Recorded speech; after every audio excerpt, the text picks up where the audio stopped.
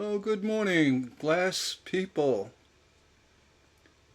I was looking at my old website and I wanted to do some more editing, updating.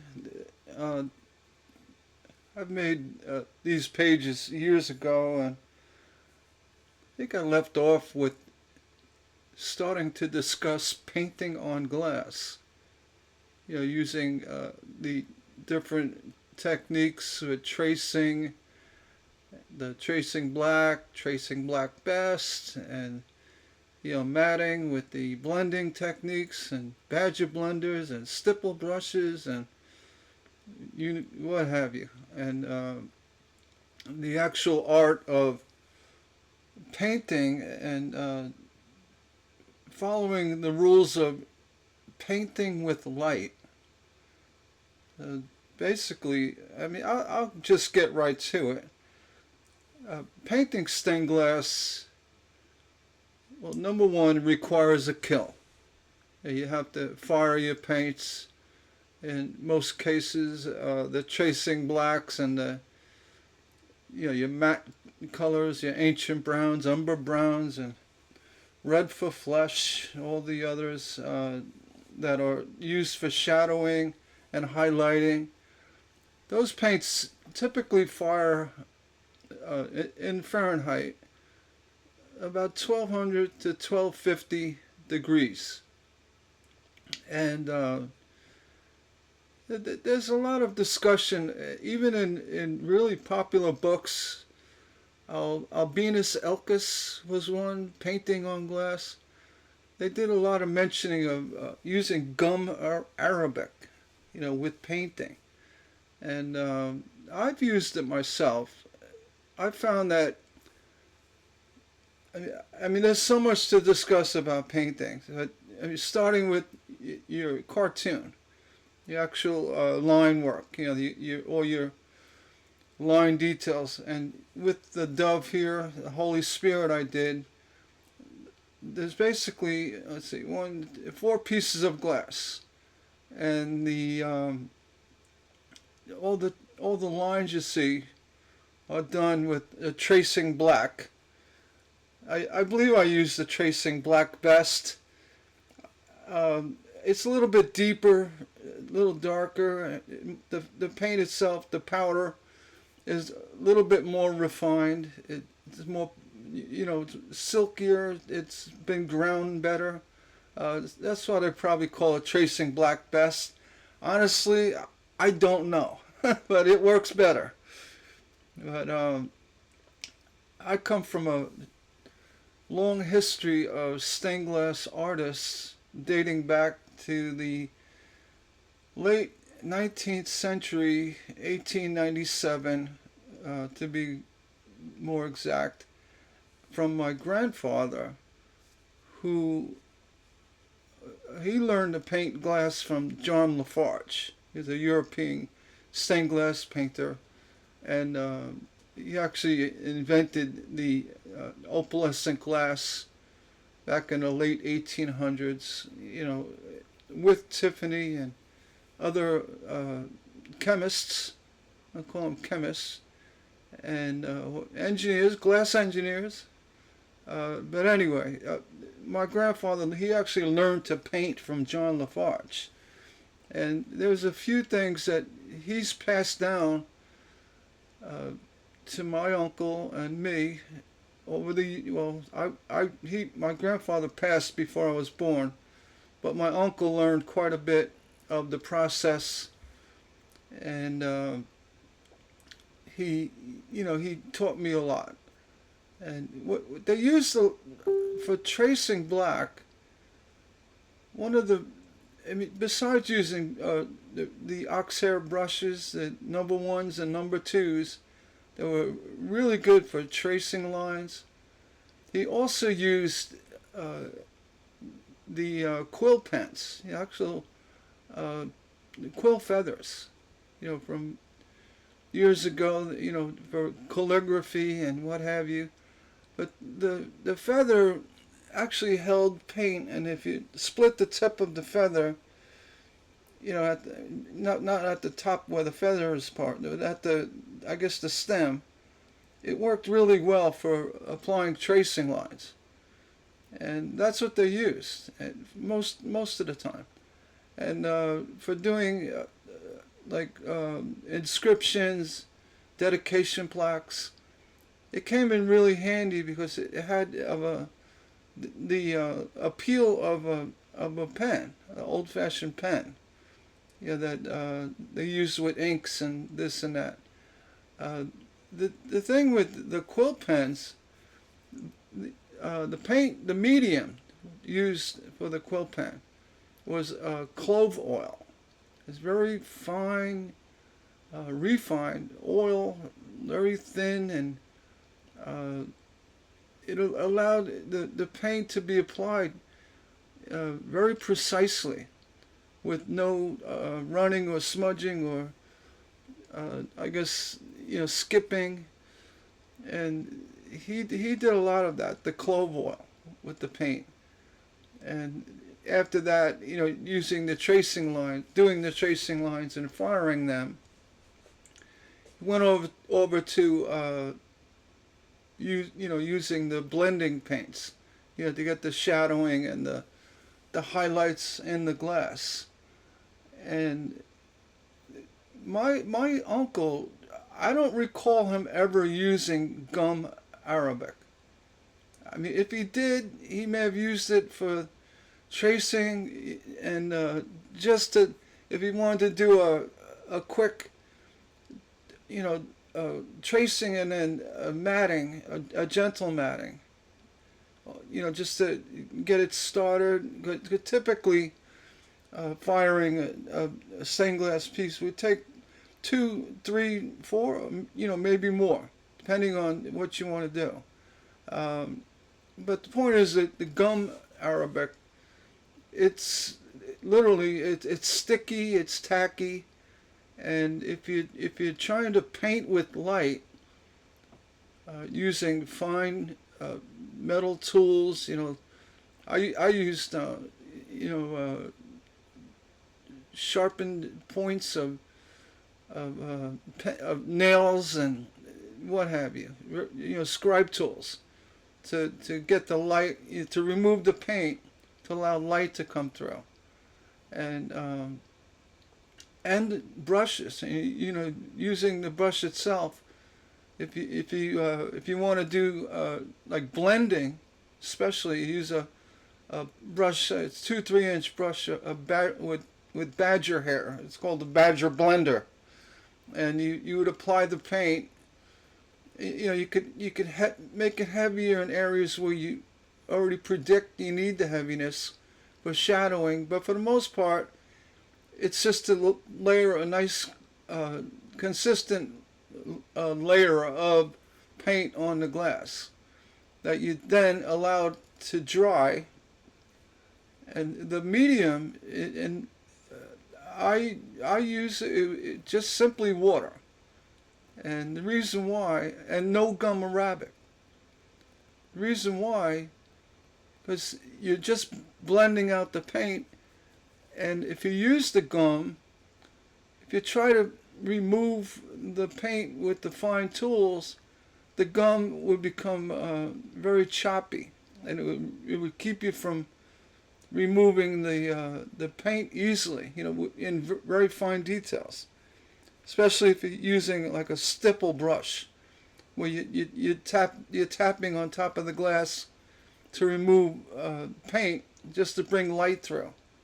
That's good for like the top of the dove, along the head, to get light effects in the wings, the high areas, for definition, basically.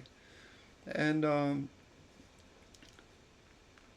what I'm saying is the gum would be too sticky, so you would use that as a medium more so than it wasn't necessarily used to make paint stick to the glass. The firing of the paint would give it, make it stick, hold to the glass. There's a debate. There's a debate on the gum, the reasons and the properties and the science behind it. I always found that not using gum, and I basically don't even use it in tracing anymore. I used to. And what happens is you got to be very sparingly, use it very sparingly. And if you go a little heavy with the gum, you'll find that you'll start get blistering in the paint. But the gum is a great vehicle. It keeps the tracing lines, in place where you want them. So it's compared to like using a crayon or using a magic marker. Crayon would be skippy, and the magic marker would have a nice sharp line. The workaround, and this is from my grandfather. He used vinegar, which not many. I mean, it's been known. They're aware of using vinegar, but the reason behind using vinegar for tracing lines, what it did, instead of using water, which would be choppy, it didn't have a good vehicle consistency, but the vinegar did. And when you did your tracing lines, you want to pretty much, when you do your tracing lines, it's a once and done process. You don't want to sit there and start fine tuning your lines. If you do, you end up getting a choppy result. You're better off just getting a good brush, number 2 ox hair, or number 1 for real fine areas. Learning how to roll the tip of the brush to get a nice point, and the right amount of paint, the right amount of vinegar in the paint to get a clean tracing line. And I found it worked really well. And as well, if you were going to do, say, a tracing with a little bit of a blending on top, just to give a little shadowing, you can mix the blending paint, say using ancient brown. You can mix that with plain water and make it a little bit on the, not so thick as you normally use it, but a little thinner, and blend it right out onto the tracing lines that have not been fired yet. And the beauty of the vinegar is it retained the lines well enough to where you can do stippling. I wouldn't do any heavy line details. You may pull up the tracing lines, but if you're gonna just use your badger, not even a badger, use the stipple brushes. What are they? I think the hairs they're not badger, but they're I don't recall, but it's a very fine stipple brush. Usually they're wider, and that allowed you to just go around and do your highlighting without worrying about removing the tracing lines. Just as a basic preliminary shadowing, and then you fire it. You get it to where you want it and fire it. As well, I used to take small brushes that were, even the brushes we use for patina, those with the metal handles. If you took the brush and you put tape around the bristles, not all the way to the end, but close, you could actually use that brush for gentle highlighting, or actually erasing the paint below. And that was one of my brushes in my arsenal, just for actually erasing paint. So I'm painting with light using a 50-cent brush. I had larger brushes that had finer bristles that I used also for stippling or fine removal of paint. But getting back to the vinegar, that kind of helps you with a step. It removes a step, whereas typically you would have to fire the tracing black, and then that would be a permanent thing, and then you can do your matting. Uh, that is probably the best way still, but I'm just saying you can cheat a step, but you're still going to do another firing, because after you do your initial blending and matting, stippling of your work, you really should go back and do a real, put it on a light box and do a real shadowing job on the piece, especially if you're doing faces and body parts where you're going to need red for flesh and more umber browns. You're going to expect to do at minimum 3 firings, and then a final silver stain. If you went with a silver stain, which requires a lower temperature to fire, and the reason why it requires, if you fire a silver stain too high, you'll cook it. It'll actually turn, instead of a nice yellow or gold, it'll look like it'll be brown. You'll actually burn it. So you don't want to bring a silver stain really above 950 degrees. I mean, 925 it'll fire fine. But the other paints, tracing blacks and the umber ancient browns and all that, red for flesh, that requires a 1225 to 1230. 1230 degrees to fire it. So you want to do all your silver stain, your final process, your final firing. And last thing you want to do is overfire it or forget it. you trust me, you go through all that work and you do a silver stain and you cook it. It's probably the worst thing in the world. I'm going to go back to my home page and show you. I'm going to open this in a new tab. Oh, that really didn't work. Why do you do that? This Jesus face my grandfather did in the center here, and this is actually done. I believe with the original or traditional firing, with tracing lines and what have you, but the final painting for all the fine details in the hair and everywhere else was actually done with the cold painting process.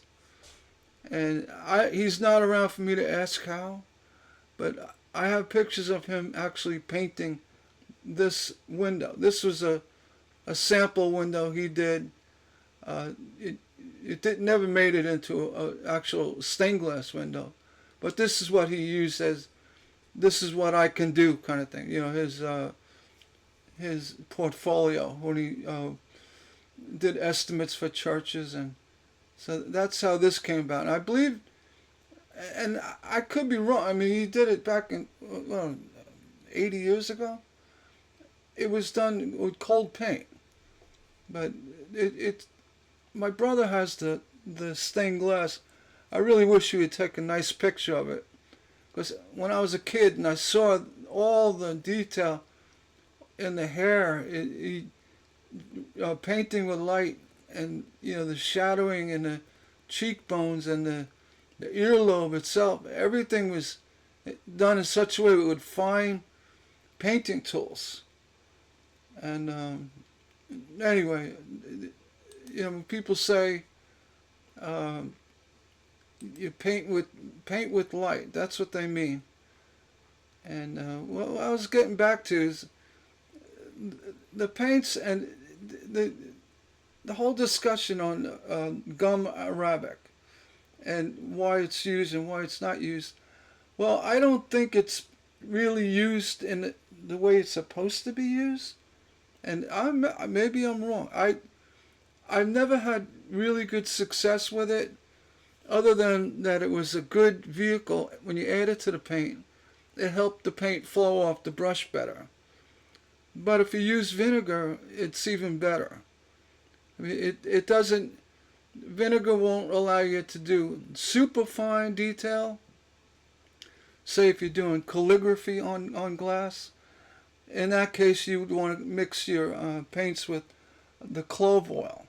Clove oil, and use very fine pen, or actual pen, a very fine brush, or a quill pen, or you could use a modern, ink pen. That works well too. My brother Glenn actually got pretty good with that. And the thing with clove oil is it's also a one and done. You put it down, you really can't go back and start cleaning it up and taking your pins and I went over a line a little bit. And I mean, you could, but it's more or less intended to put it down, fire it, and go to your next layer. So I just wanted to share a little bit on painting and the mysteries. And you can see here I have this. Actually it's an X-Acto handle, X-Acto blade, but in the end I have a number 6 nail, a regular common nail with the head cut off it, and the point I brought the really sharp point on a bench grinder, and that worked really well for very fine removal of paint. Using the vinegar as well, it's a little forgiving, or more forgiving than, say, if you use gum arabic. Where gum arabic, if you start chipping away at it or trying to refine a line, it'll take out big chunks. It's horrible.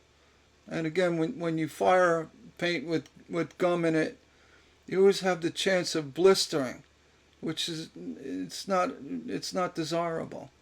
So here, this is a X-Acto knife with a number 6 or 8.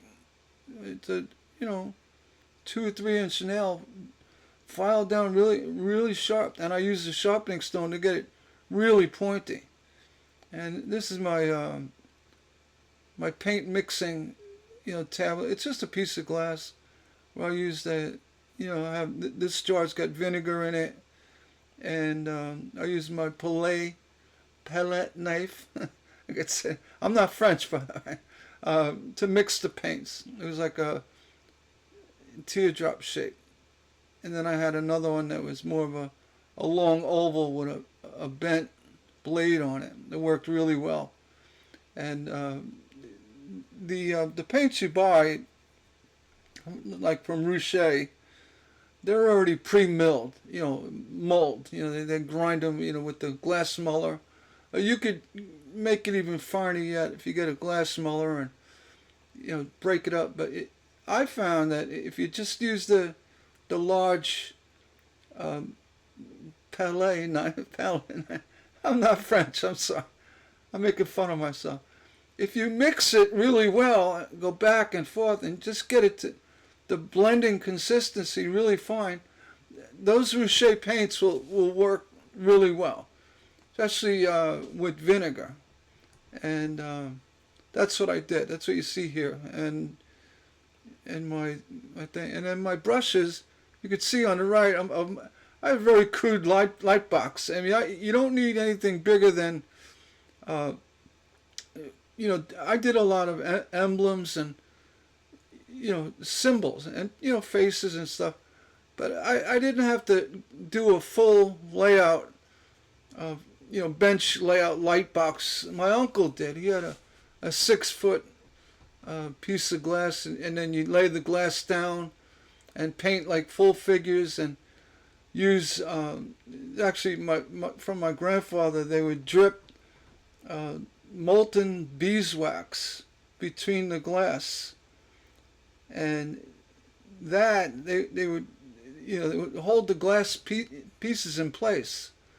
So when you painted it, they didn't move all around on you. It was just beeswax. And my uncle used that, and it worked really well.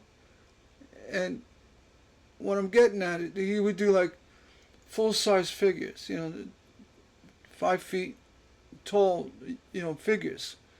And then when it's all painted or gets to a place where, he did all his tracing, your cartoon tracing, you can now bring them down to a smaller level in a light box like this. For shadowing, you still needed to have, your full layout for shadowing, like say a large robe or something. So, but I did mostly emblem type of painting, like emblems for churches and inserts to windows. I did very little on the full scale, true stained glass windows, where they're, large pictorial windows. I just never did. I knew how to do it, and I've made a few myself, but it wasn't a common thing in my studio. Though I did paint a lot, I just didn't do full figured stained glass windows. If that makes any sense. Yeah, you used, like here, you pour the beeswax between the glass, carefully, and it would hold everything together on a glass easel, where you can pick it up, actually hold it up to the light if you want, on an angle, carefully, and that's how that was done. So anyway, I started chatting with glass artists in Europe, and really he started perking my interest in talking about it again. He's really good. He's accomplished, and he actually visited. I watched his latest video. He visited a studio, I guess not too far from him, and they had full stained glass windows, European, and it was really nice to see. It's the term stained glass. It refers to painting on glass. Stained glass window you make with roses or hummingbirds. It's technically not a stained glass window, though everybody calls them stained glass window. Stained glass is actually painting on glass, the full painting and staining of glass, and typically done on cathedral glass, these church-style cathedrals, and it's quite the process. I knew a gentleman artist in Nassau County who was really good, and I admired his work. My uncle, he did a lot of painting, stained glass windows, and me, unfortunately, I didn't do much of that, but I did a lot of emblems, emblems, dedication plaques. So I got pretty good at the do's and don'ts and the how-tos with stained glass. So I just wanted to share that. I know this is my stained glass art tips. I did this probably 25 years ago, and I never got done. Coming soon. Coming soon. Well, that coming soon. 26 years later. But yeah, if you get to visit my website, you'll see I got all kinds of tips. Cutting glass. You should visit. I'll put a link below. I think these are going back for years. So this one's more of a recent picture. I think I updated this one. Yeah, I did. I actually updated this page, and it's got the lead. What kind of LEDs to use. Oh yeah, and here's an example of my emblem type painting. This open Bible. It's a Holy Bible.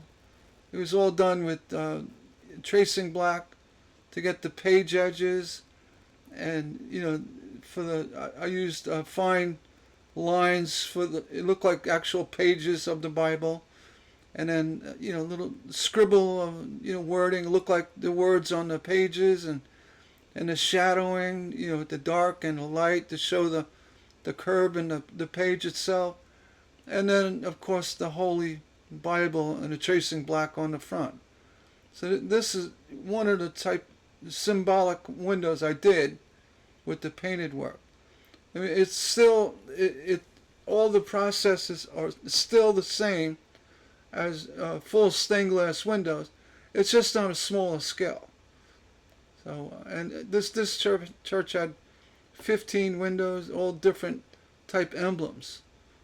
So, yeah, you got one on lead cane, finishing with patina, and nowadays I do a lot of videos, even pricing. Here's one I did. This one has no stained glass. There's no painting in this window.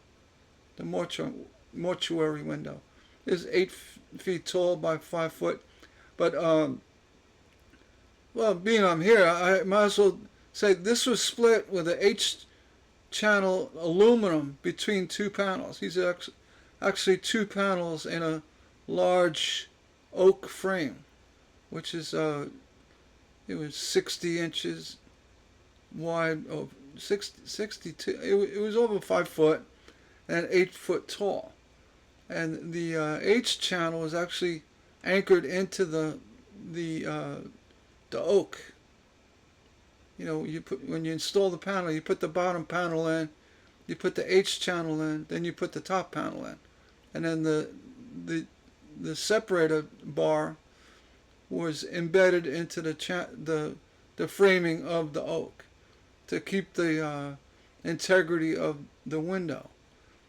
This as well, I didn't discuss it on my lead cane page, which this was all done with lead.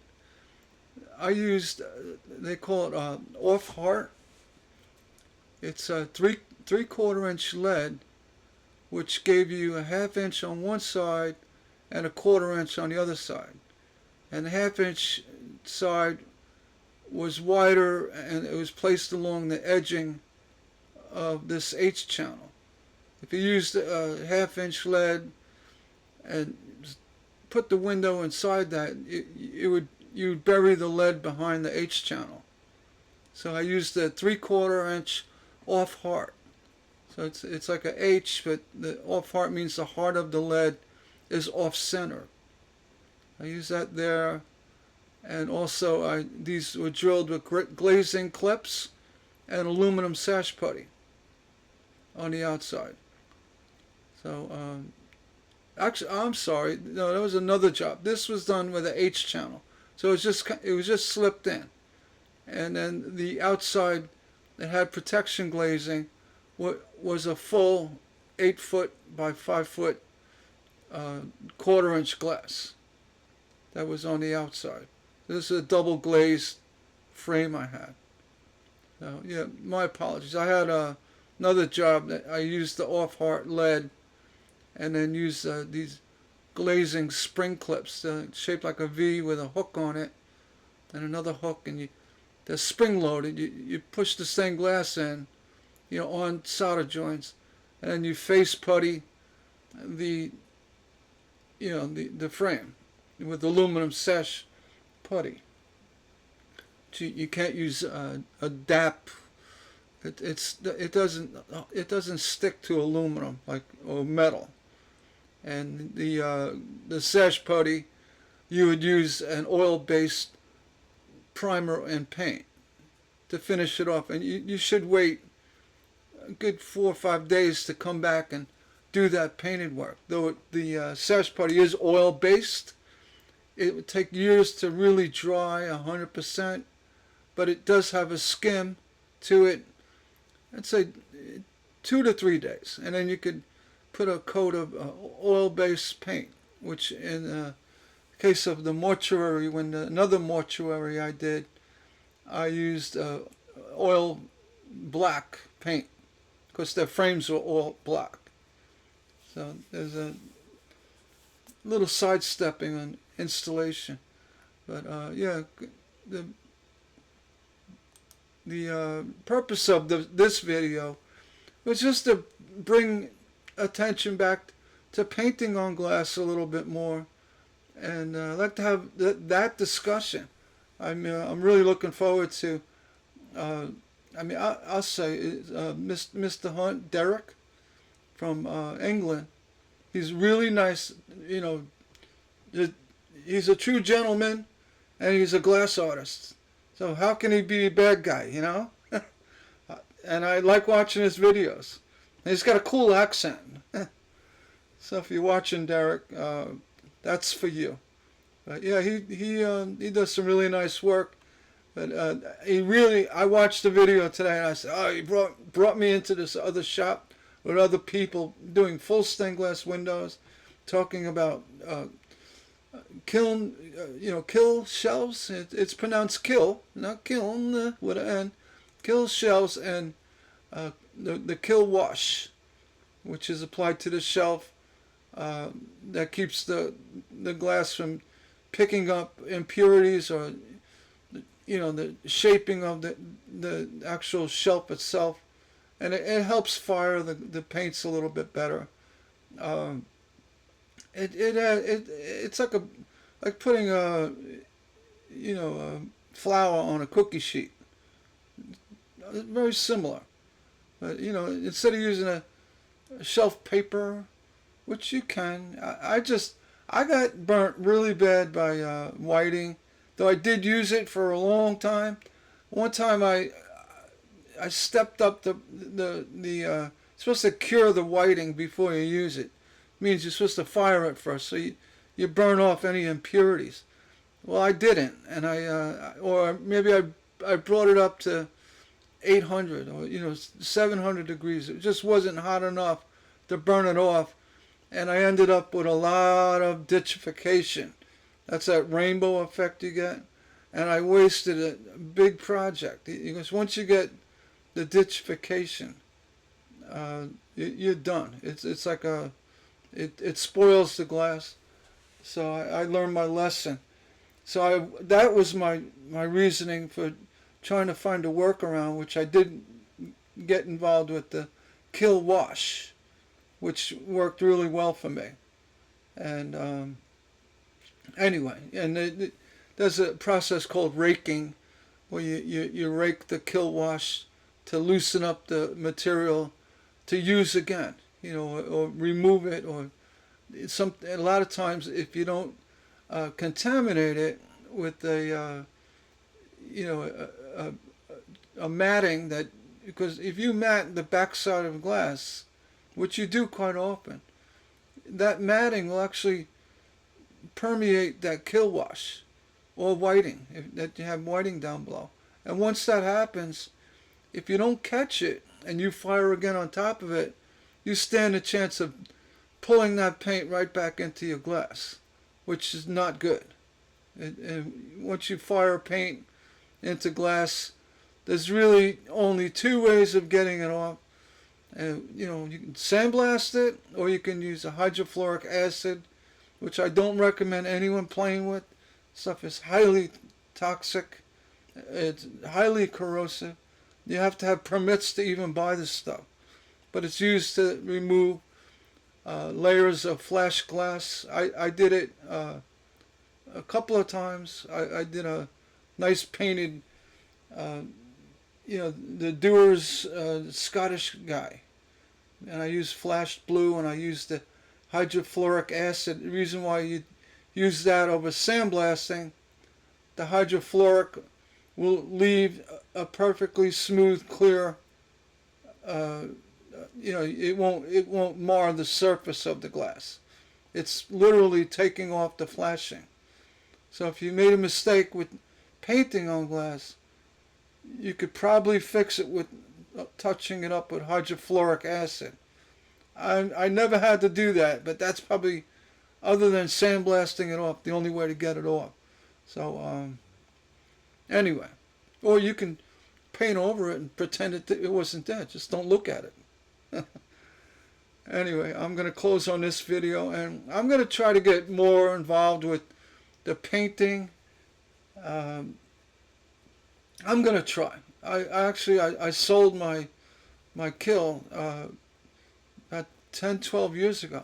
I sold it. I said, I'm not painting anymore. And but it's something that once you do it, and you become somewhat proficient at it, and understand how it works and what you can do with it, it really steps up your game with stained glass. Leaded glass. It's leaded glass. It becomes stained glass when you start staining the glass. And technically, the staining, all the paints you use, even the enamels, though it's stained glass, but the true staining of stained glass is using the silver stains, which actually is gold. It's selenium, and there's different intensities. They got number 2 yellow, 3 gold intense, and red, and there's all different levels of this silver stain with cadmium and can't even say it, with gold in it. So anyway, if you want to have that discussion, I'd love to hear from you. I mean, if you are a stained glass painter, if you have dabbled, or if you have questions, please. My YouTube channel is open for discussion. I welcome all questions, comments, observations. I mean, praises, complaints. If you have constructive criticism, or anything, I accept all of that. I actually encourage it. So please, if you like my video, just hit the like button. I love to do a painting demonstration. I don't know what my shaking nowadays. I have a nervous issue and medication that kind of makes my hands shaky. But we'll see. Maybe I'll start dabbling with it again. On that note, I'm going to close this video and hopefully get more content to you. And if you like this content and my other videos, give me that thumbs up, right? And again, my biggest thing is comment below. I mean, I love the feedback. I love the comments. Take care and have a nice day.